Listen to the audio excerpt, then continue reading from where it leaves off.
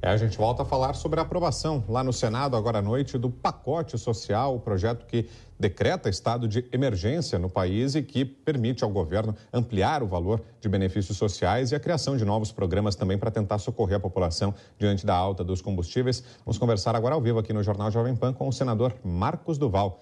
Obrigado mais uma vez, senador, pela presença aqui. Boa noite. Boa noite, é sempre um prazer estar aqui com vocês. Senador, o que chamou muito a atenção foi essa quase unanimidade na votação, né? Tanto em primeiro quanto em segundo turno, só um voto contrário, que foi do senador José Serra, aqui de São Paulo, e um apoio amplo da oposição e do governo a essa proposta. Como é que isso foi costurado, senador? Então, porque estava se debatendo muito a questão de um aproveitamento para questões eleitorais, né? Nós estamos aí próximos às eleições.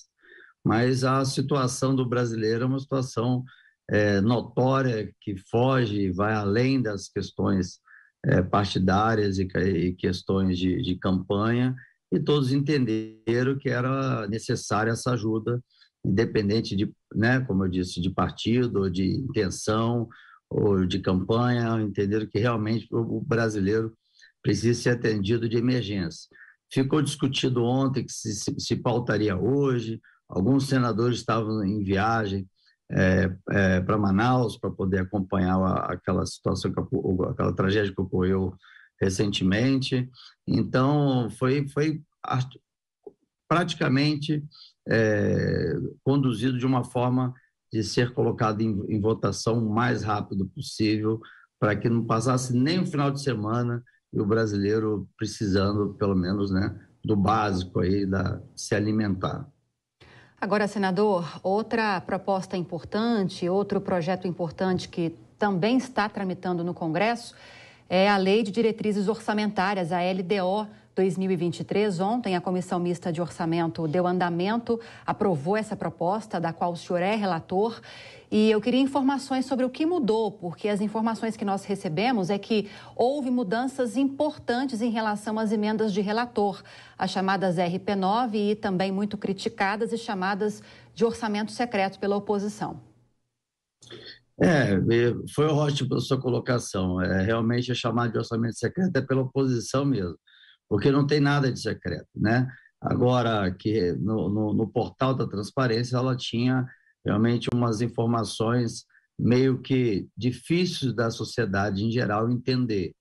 E era realmente uma situação também absurda, uma única pessoa, um relator, ter o domínio, né, desse orçamento, um tamanho volumoso, 16 bi, foi para o próximo ano são 19 bilhões, e nós conseguimos convencer que pelo menos o presidente e o relator pudessem assinar a documentação junto e fazer alguns critérios para poder repassar esse recurso, porque a cada ano troca. Um ano é um senador como presidente, no outro ano é um deputado federal.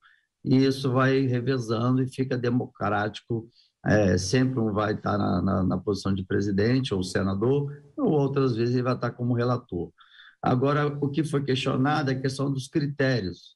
Então, os critérios, nós achamos que a gente precisa dar continuidade ao avanço, a isso, porque não tem, na conversa com a liderança, nós demos algumas sugestões e eles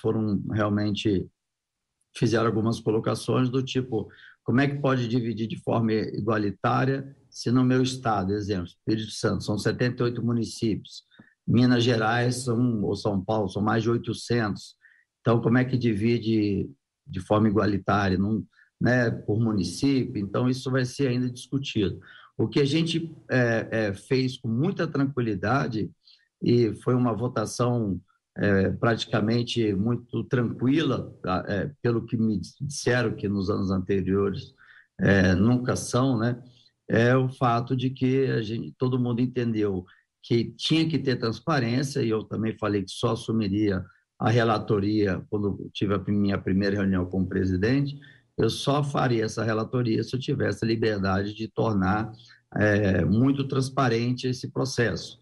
Então, nós conseguimos botar vários pontos. Então, o governo federal ele vai ter que, no portal e também no portal Mais Brasil, botar quem é o parlamentar, quanto que está sendo direcionado para o estado dele ou para o município, e para que obra. O governo também nos pediu uma coisa muito coerente, porque nós fizemos reuniões com o Ministério da Economia, reuniões que foram até 2 da manhã, disseram o seguinte, que alguns municípios que tiverem obras paradas, se podia, então, essa parte desse recurso, que o parlamentar pudesse, em parceria com o governo, seja ele qual for, fazer a conclusão de determinadas obras que possam ser importantes para o município. E isso também foi acordado quase unanimemente. E eu botei também como principal a questão do investimento na Polícia Federal. Aí pode dizer, mas poderia ter sido para a educação, poderia ter sido para a saúde. Bom, porque nos estudos que eu fiz recentemente, ano passado a Polícia Federal ela teve um investimento de 8 bilhões e ela recuperou 48 bilhões. Então, de recursos que são mandados para outros países, sonegação de impostos, corrupção. Então, se a gente estruturar a Polícia Federal, aumentar o efetivo, eu vejo como mais uma fonte de arrecadação, não é nem de arrecadação, pelo menos não é de evasão, mas é um setor que a gente precisa bastante para dar continuidade ao combate à corrupção e precisamos ter recursos.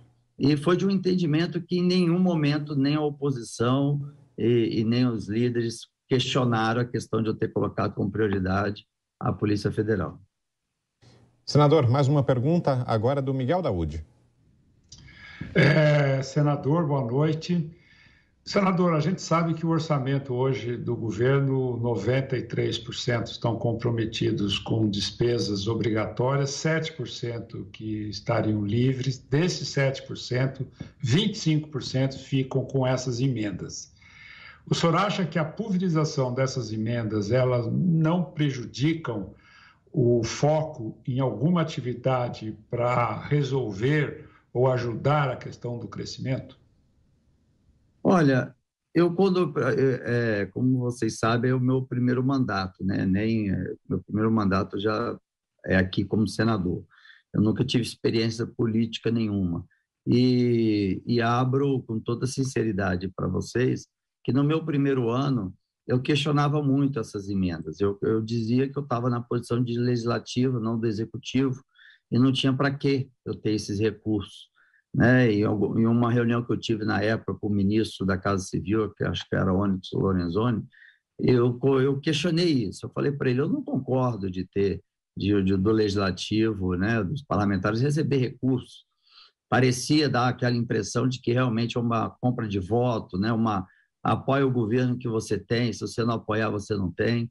Mas ele simplesmente disse ele me botou uma posição que realmente eu concordei na hora, que ele disse, olha, os parlamentares que estão nos seus estados, nos seus municípios, são os que mais sabem de situações micros, assim, que precisam ser resolvidas. E o governo federal fica na questão das questões macros, né? E vocês que podem indicar o que realmente necessita mais, o município A ou B ou o estado. Aí eu concordei e vi que realmente, quando a gente começou o trabalho, realmente os prefeitos e vereadores nos procuram bastante, quase que 99,9% da procura que nós recebemos, que os parlamentares, né, os prefeitos, os vereadores que a gente recebe no nosso gabinete, são para desejar e tentar conseguir recursos. Praticamente é zero o número de prefeitos e vereadores que vão ao gabinete para questionar alguma questão do legislativo. Então, eu vi que é importante, é uma parceria, eu acho que não é ocupar o lugar de ninguém, eu acho que é agregar, se juntar para melhor prestar um serviço. Infelizmente, o passado também mostrava que também era algo que não era muito transparente, era algo que era usado para questões políticas, para fortalecer o seu ambiente, né, o seu local partidário. Eu fiz exatamente por isso eu comecei, já no meu primeiro ano, comunicar oficialmente ao Ministério Público todos os recursos, para onde estava indo, para qual o projeto, qual o número, de qual ministério. No início, até o Ministério Público Estadual até estranhou, ele até questionou, falou, senador, a gente não tem efetivo para acompanhar esses recursos. Eu falei, olha, eu estou fazendo a minha parte, eu preciso que vocês façam de vocês, me ajude a fiscalizar. Então, desde o início, nunca foi transparente. Mas Okay. também a gente precisa tirar essa ideia de que, se é impositiva, a gente está obrigando o governo a pagar. O fato de ser impositiva, primeiro que eu não posso negar recurso, principalmente em situações no meu estado, que a gente passou recentemente, questão da pandemia. E também quando torna impositiva, todo mundo tem que receber. Não é só aqueles que apoiam o governo ou a oposição se prejudica. Aí todo mundo recebe, fica algo democrático. Ok, ouvimos aqui o senador Marcos Duval, do Podemos do Espírito Santo. Obrigado, senador. Boa noite. Sempre à disposição. Um grande abraço a todos.